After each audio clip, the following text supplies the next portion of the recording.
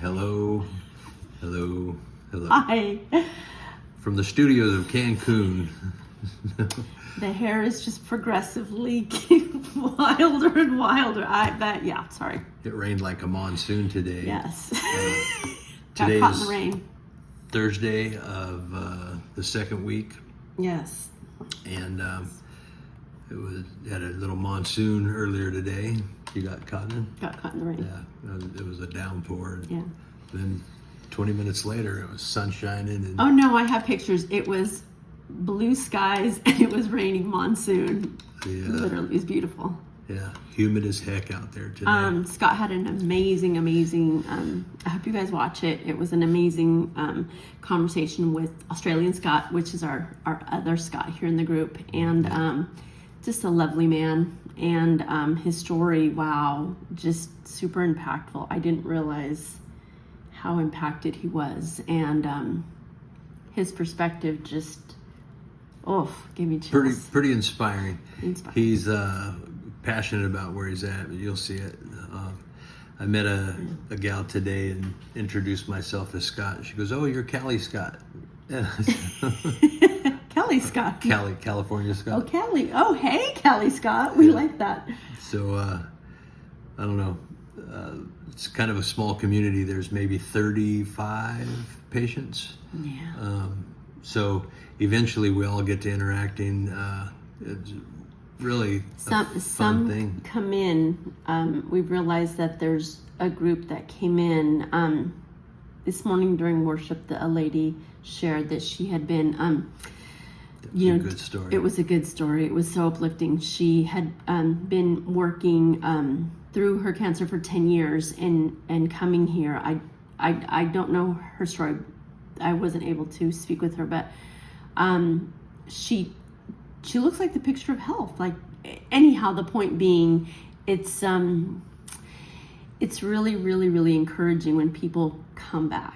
And that's what we're getting to experience. Is it's not just the people who are here that are shifted in and shifted out. It's actually, while we're here, there are people that are coming back, and so we get to hear everyone is really. There was that other couple that showed up too. Do you remember her story? That was the one I thought was encouraging. She was back cancer free or almost cancer free. She saw in her first 3 months significant reduction, and this was her follow-up trip. That again, she changed her diet. She said, "This is the biggest thing when you go home. They give you a meal plan." And Scott got his meal plan yesterday. It's tight, man. She said that she felt like she had been fasting for. Oh yes. Yeah. Oh yes. And that was just a powerful word for me. Yes. That, because all of her time spent doing the deal is through prayer and spiritually trying to stay whole and connected, and and then to express results. It's just every day there's a little nugget of something like, oh gosh, yes, I needed that. And I don't know. Not everybody gets it, I'm told, and I've heard stories of people. The one guy was talking about one lady went back. I think Liam was talking about the lady that went back that didn't fully accept, I'm not doing all this stuff, and she's on her deathbed. Well, that was the one. I think the reality is it's like any other modality, any other treatment. You can choose to take it seriously and incorporate it into your life and make it a way of life, or you can choose not to. And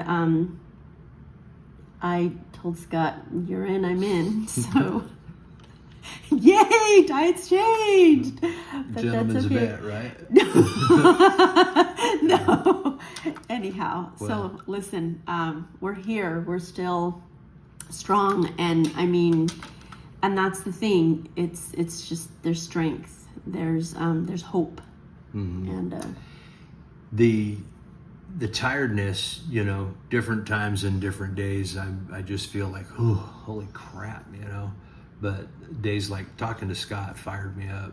It just really got me like, God, dude, you got a great story and a great way to deliver it too. He's that Australian accent. It just reels you in. We'll show you guys right now. Kind, good people, good-hearted people that all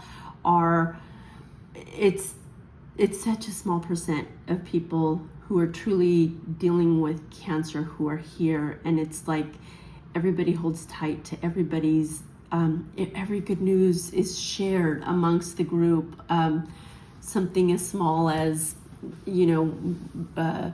strong enough to walk around today. It's just the whole group cheers that person on, and it's pretty uplifting. And so. And all the women joke about our hair because, what can you do? The humidity. The humidity. Anyhow, we love and miss every one of you, and we thank you guys so much for just praying for Scott and praying for healing. And I'm feeling hopeful. So it's very good. Love you. Love you each. Bye-bye. Okay, guys, we are here with Australian Scott. I don't know what else they call you, but the Scott's from Australia. We met here in the clinic, and very cool stories. And Scott has graciously agreed to kind of give us a talk as well. So, absolutely. Thank you. A couple of questions I wanted to hit was, how did you hear?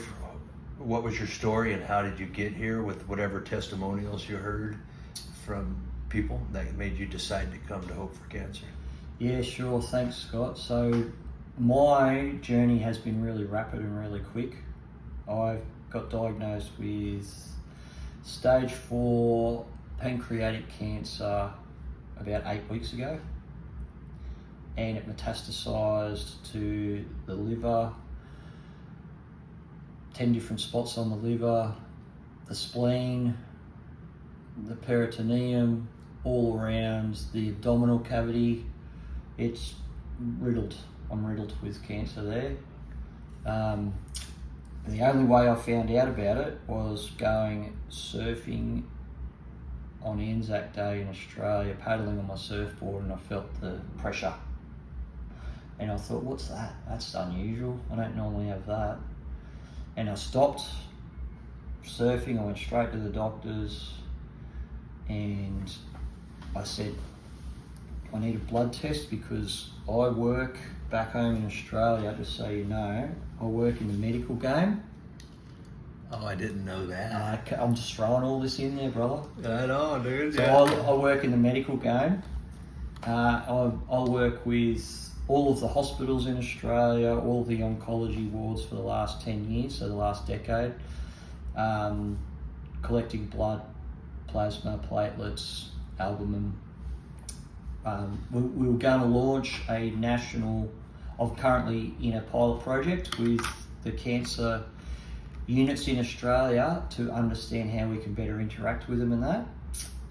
And in 2027, is going to be nationally, it's going to be launched in Australia with the Australian Red Cross Lifeblood.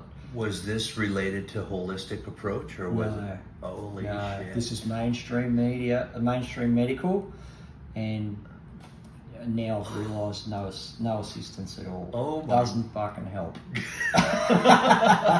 Holy shit. Yeah, so I resigned from my role.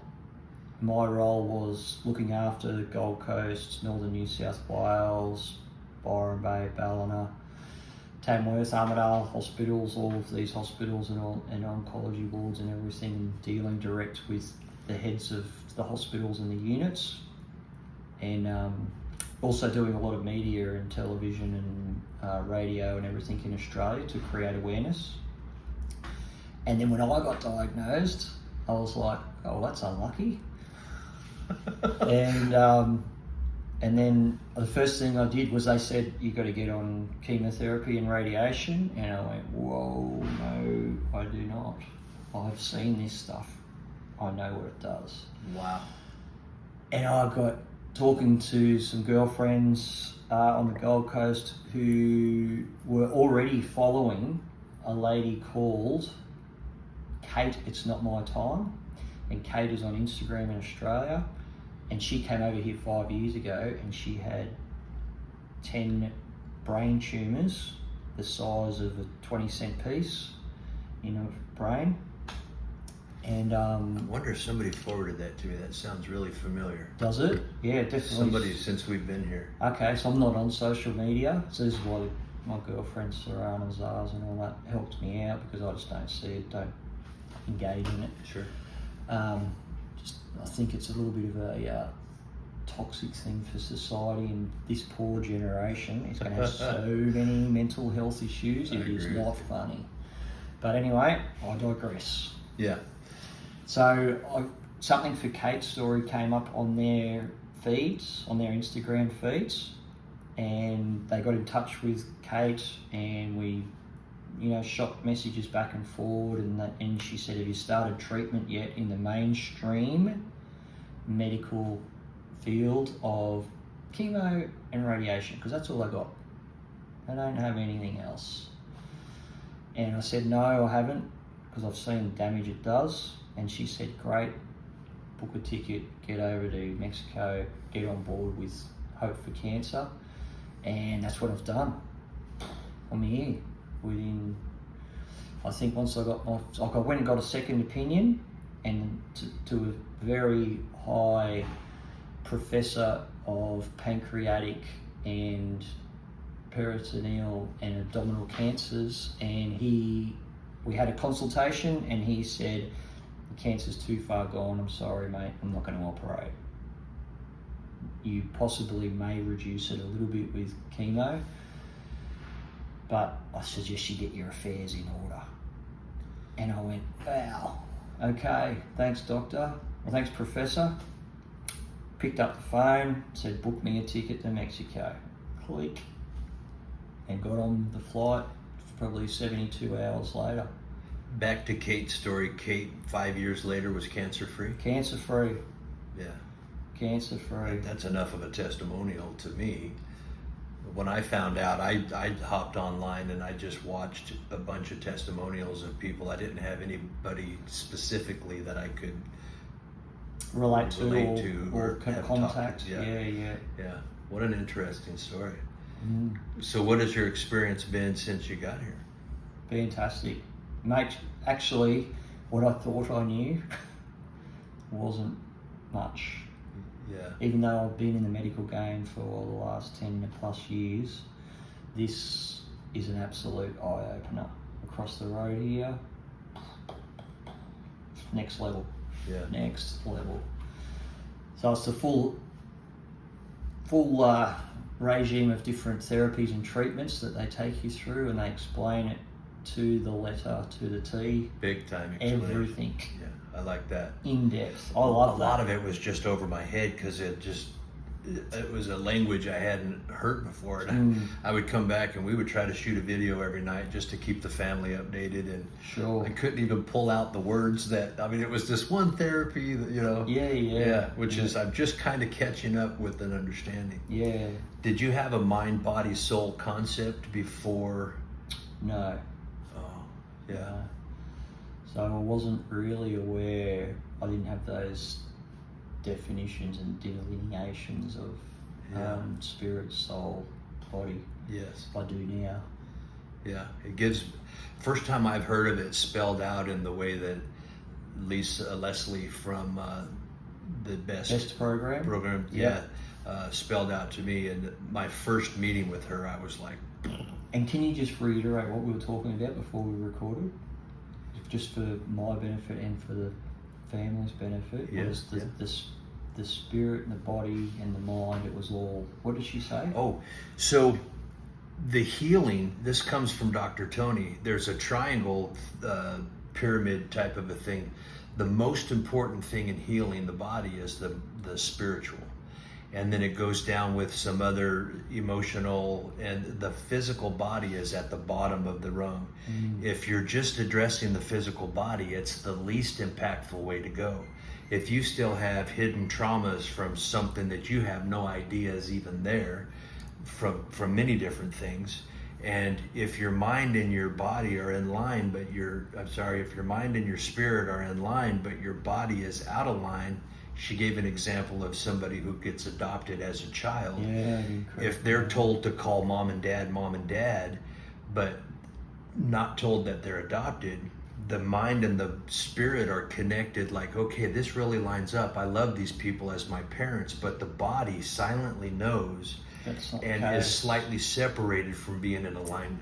Wow, And that's powerful. yeah, and deeper, probably a 25-minute explanation on this story, but eventually when your body gets lined back up with the mind and the body, there's a series of an area of trauma that the body has to kind of pack away in the form of a tumor, or so by being in alignment is great, but understanding how that trauma gets stored in the body, it's a very non-Western medicine type of a concept, Very. and probably some of my family's probably thinking, oh, that sounds like foo-foo garbage. It's not But woo-woo science. I it- tell you, I came from a scientific background, and they don't have shit.